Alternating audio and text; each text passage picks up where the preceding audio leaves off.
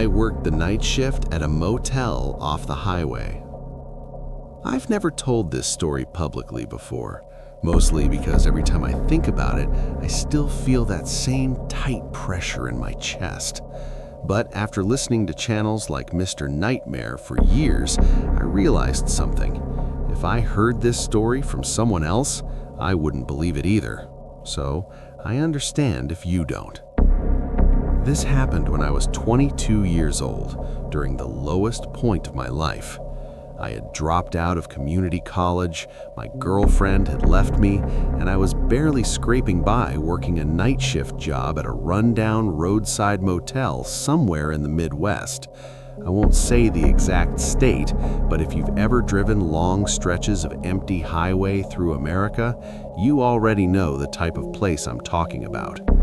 One road, a flickering sign, and absolutely nothing else around for miles. The motel was called the Pine Ridge Inn, though there wasn't a pine tree anywhere nearby. It had 12 rooms, most of them permanently empty, and a small front office that smelled like old carpet and burnt coffee. I worked 11 p.m. to 7 a.m. 5 nights a week, alone. The owner, a man named Carl, told me on my first night, "Nothing ever happens here. Just keep the door locked after midnight." At the time, I thought that sounded comforting. I was wrong. The first strange night. For the first couple of weeks, the job was boring in the worst way possible. I'd sit behind the desk, scrolling on my phone, watching old reruns on a tiny TV, occasionally checking in a tired truck driver or a couple that looked like they were running from something. After midnight, things usually went dead silent. No cars, no wind, no animals, just the buzzing of the fluorescent light above the desk. Then, one night, around 1:17 a.m., the office phone rang. That alone startled me because nobody ever called the motel at night. I picked it up and said, "Front desk?"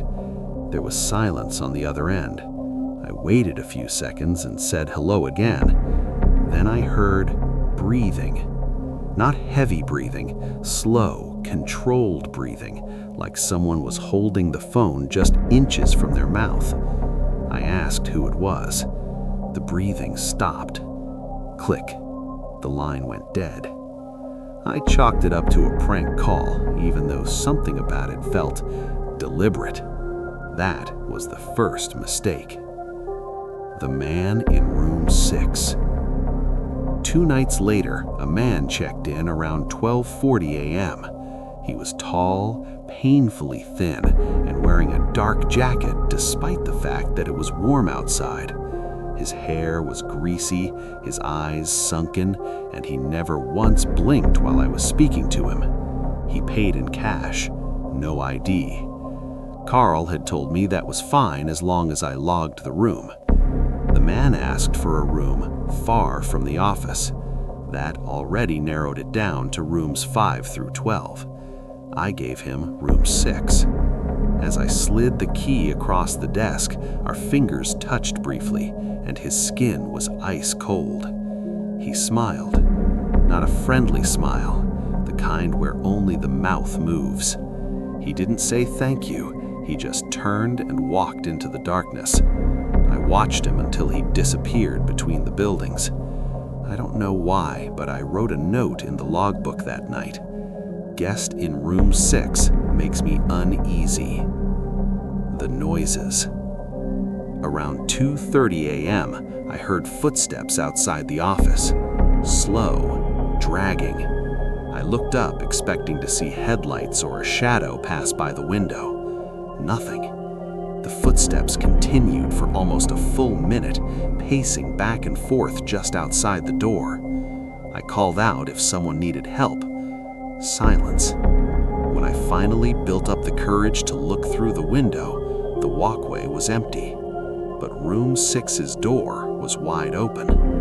The light inside was off. I locked the office door and told myself I was being paranoid. That was the second mistake. The phone call. At 3:02 a.m., the phone rang again. I almost didn't answer it, but I did. A man's voice came through the receiver, calm and quiet. "Why did you write that about me?" My stomach dropped. I asked what he was talking about. He chuckled softly and said, "The book, behind the desk." I slowly turned my head. The logbook was exactly where I left it, closed. I asked how he knew about that. There was a pause. Then he said something that still makes my hands shake when I think about it. "I'm standing behind you." I spun around so fast my chair fell over. No one was there. The office door was still locked. When I turned back to the phone, the line was dead. What I found on the security cameras. I checked the security monitor. There were only 3 cameras, one on the office door, one covering the parking lot, and one facing the hallway of rooms 1 to 6. I rewound the footage. At 2:11 a.m., the camera showed the man from room 6 standing outside the office, just standing there, not moving, not blinking, for 27 minutes. Then, at 2:38 a.m., the footage glitched. When it came back, he was gone. No walking away, no door opening, just gone. I quit watching after that. The knock. At 4:45 a.m., there was a knock on the office door. 3 slow knocks. I didn't respond. The knocks came again. Then a voice, soft, calm. "I know you're awake." I grabbed the bat we kept under the desk and told him to leave or I'd call the police. He laughed and said, "You already did. They won't come." Then he whispered something I will never forget. "You shouldn't be alone tonight." The knocking stopped. Minutes passed. Nothing happened. Eventually, the sky began to lighten. At 58 minutes after 6 a.m., Carl pulled into the parking lot. I ran out of the office and told him everything. He didn't look surprised. He just sighed and said, "You saw him too, didn't you?" The truth about room 6. Carl told me that over the years, several night employees had quit suddenly.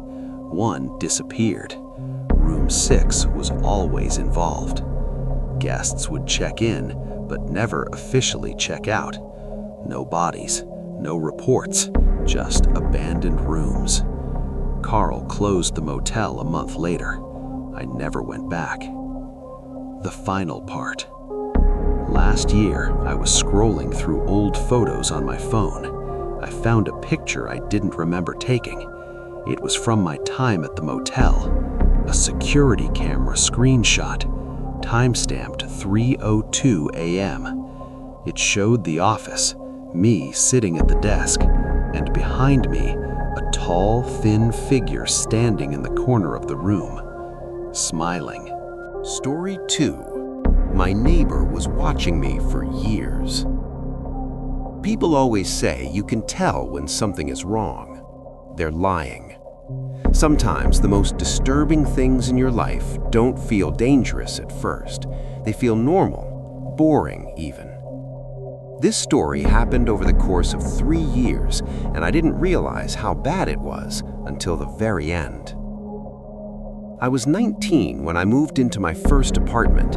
It was a small 2-story building in a quiet suburban neighborhood, 6 units total. Nothing fancy, the kind of place where nobody locks their doors during the day and everyone pretends to know each other. I lived alone in apartment 2B, upstairs, second from the end. Across the hall from me lived a man named Elliot. At least that's what he told me his name was. The first impression. Elliot was in his late 30s or early 40s. It was hard to tell. He had thinning hair, wire-framed glasses, and always wore plain clothes, jeans, neutral-colored shirts, shoes that looked brand new, but old at the same time. He smiled a lot. Not a creepy smile, just too polite. The day I moved in, he helped me carry a box up the stairs. "You live alone?" he asked casually. I said yes. "Must be nice," he replied. That was it. No red flags, no warning signs. The little things. About a month after I moved in, I started noticing small things. My shoes would be moved slightly from where I left them. The trash bag I set by the door would be gone when I came home from work. My bathroom light would be off when I was certain I'd left it on. I blamed myself. Everyone does. I worked long shifts at a grocery store and came home exhausted. It was easy to believe I was just forgetting things. Elliot would wave when we passed in the hallway, always friendly, always calm. The comment. One night around 9 p.m., I ran into Elliot while checking my mail. He glanced at me and said, "You changed your schedule this week." I laughed and asked what he meant. "You used to leave at 7:30 every morning. Now it's closer to 6. I assumed he was just observant. I didn't think about how strange that really was. The first boundary crossed. A few weeks later, I came home and found a sticky note on my door. "Hey, your kitchen window was open earlier. I closed it for you. E." My stomach tightened. I hadn't asked him to do that. I unlocked my door and checked my apartment. Nothing was missing. Nothing looked disturbed. I convinced myself he was just being helpful. That night, I locked my door for the first time. The sound at night. It started with faint noises, soft footsteps in the hallway around 2 or 3 a.m. A pause outside my door. Then nothing. I told myself it was the old building settling, but one night I clearly heard breathing on the other side of my door.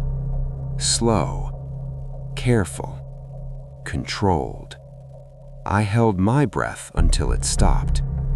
The next morning, Elliot smiled and said, "Sleep okay?" The accident. Everything changed after I sprained my ankle. I was on crutches for almost 2 weeks and mostly stayed home. Elliot noticed immediately. He brought groceries, offered to take out my trash, checked in just to make sure I was okay. I didn't want to seem rude. That's how people get trapped, trying to be polite.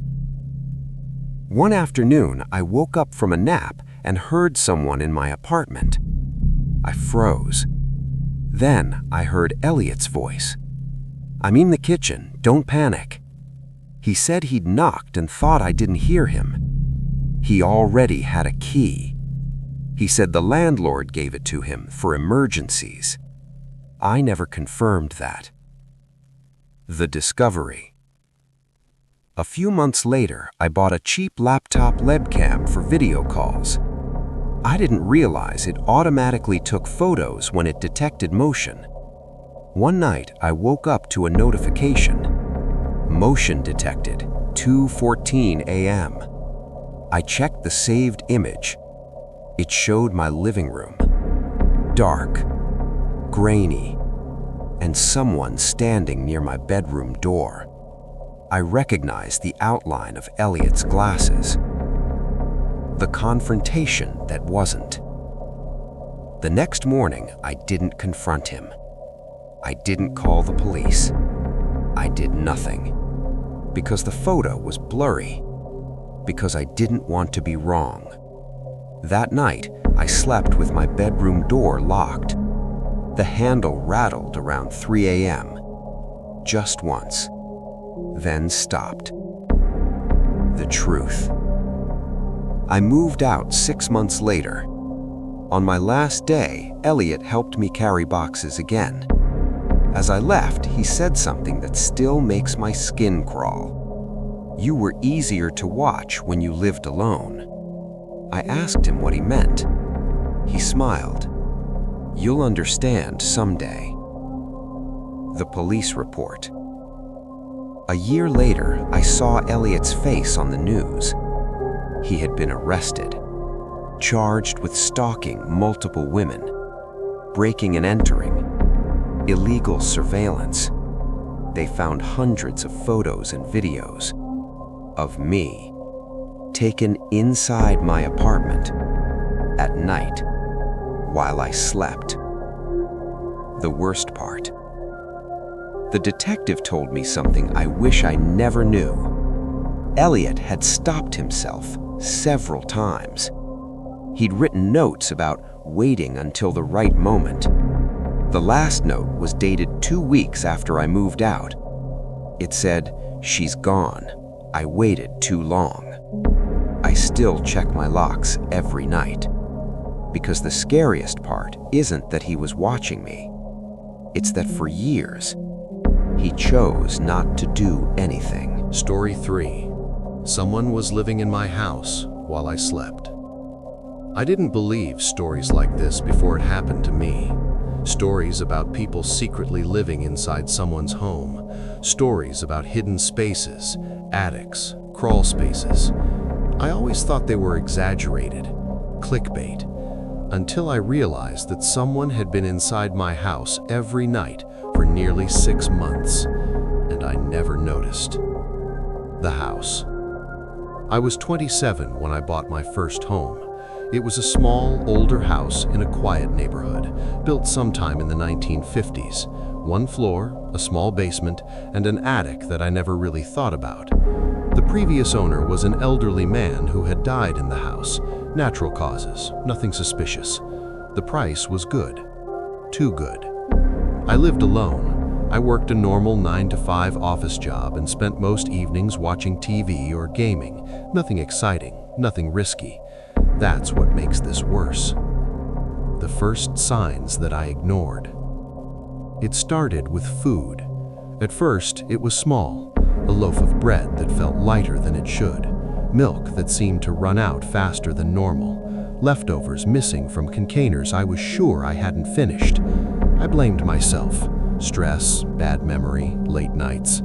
Then objects started moving. A chair pulled slightly away from the table, the bathroom mirror cabinet left open, the TV remote on the couch instead of the coffee table. Again, I blamed myself. Everyone does. The smell. Around the 2nd month, I noticed a smell. It was faint, like sweat mixed with old dust. It would come and go, mostly late at night.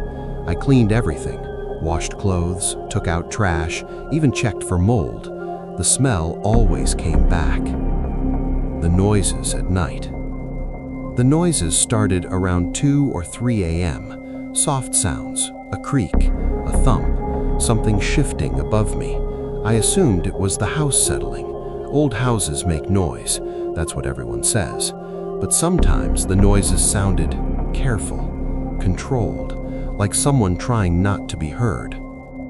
The first clear warning. One night, I came home earlier than usual. As I opened the front door, I heard movement inside. Footsteps, quick, then silence. I froze. I stood there for almost a full minute before grabbing the bat I kept by the door. I checked every room. Nothing. All doors locked, all windows closed. I laughed it off. That was the moment I should have left. The attic. I never went into the attic. The entrance was in the hallway ceiling, a small square panel with a pull string. I had no reason to go up there, until I noticed the dust. One evening, I looked up and saw dusty handprints on the panel, fresh ones. My heart started pounding. I told myself it was from when the inspector checked it months earlier. I didn't open it. The night I didn't sleep. One night, I woke up suddenly. No reason, just that feeling you get when something is wrong.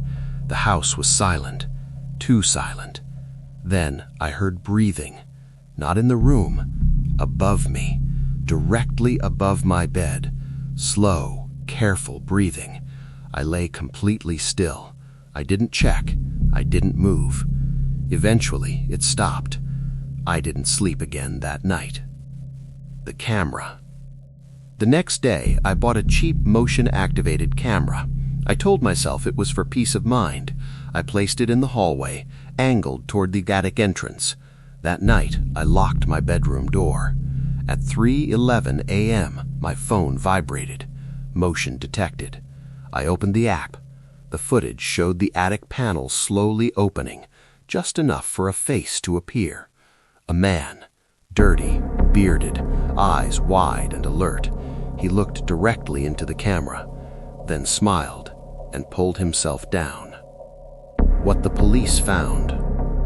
I called the police immediately. They arrived within minutes. They searched the house, the attic. What they found still haunts me. A makeshift sleeping area, empty food wrappers, bottles filled with urine, my missing clothes. There were scratches on the attic floor, right below where I slept. The police told me he had likely been living there for months, watching, waiting. The worst discovery. In the corner of the attic, they found a notebook. It was filled with handwriting, dates, times, notes about me. Sleeps on left side, leaves at 8:10, locks door but forgets window. The last page was dated 2 days before I found the camera. It said, "Almost ready." The final truth. They never found him. No fingerprints, no DNA, just the evidence that he had been there, living above me, watching me, breathing above my head while I slept. I sold the house 6 months later. I still can't sleep without checking the ceiling, because the most disturbing part isn't that someone was in my house. It's that for half a year, I wasn't alone.